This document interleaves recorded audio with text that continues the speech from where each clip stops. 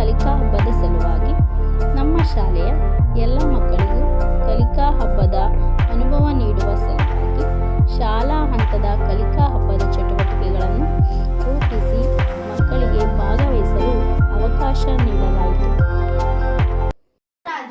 ಒಂದು ದಿನ ಗೌರೀಶ ತಾಯಿಯ ಕೇಳಿದ, ನಾನು ರಾಜುವಿನ ಮನೆಗೆ ಆಡಲು ಹೋಗಿ ಬರಲಾ?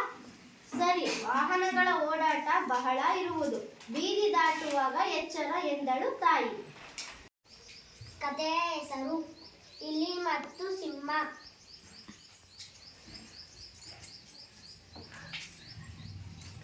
ಮಕ್ಕಳ ಎಲ್ಲಿದ್ದೀರಿ? ಬನ್ನಿ ಬನ್ನಿ ಬನ್ನಿ ಅಜ್ಜಿ. ಅಜ್ಜಿ ಅಜ್ಜಿ ಒಂದು ಕತೆ ಹೇಳಜ್ಜಿ. ಅಜ್ಜಿ ಅಜ್ಜಿ ಒಂದು ಕತೆ ಹೇಳಜ್ಜಿ. ಅಜ್ಜಿ ಅಜ್ಜಿ ಒಂದು ಕತೆ ಹೇಳಜ್ಜಿ. ಕತೆ ಹೇಳ್ಬೇಕಾ ನಿಮ್ಗೆ? ಒಂದು ಭಯಂಕರವಾದ ಕಾಡಿತ್ತಂತೆ.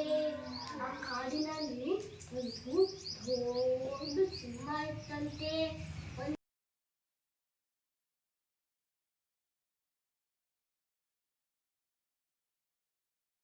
ಗಣಿತ.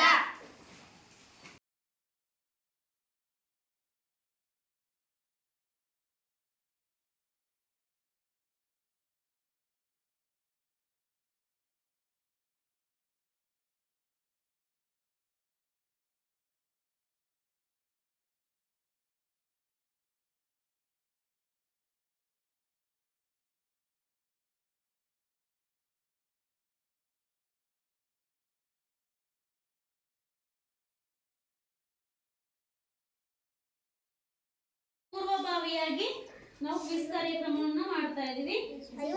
ಮೊದಲನೇದಾಗಿ ಗಣಿತ ಸುತ್ತು.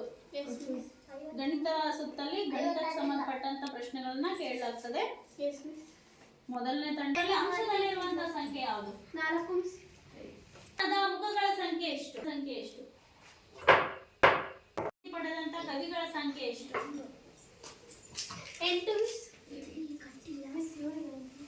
ಸಜಾತಿ ಒತ್ತಕ್ಷರ ಇರುವಂತ ಒಂದು ಪದ. Very good.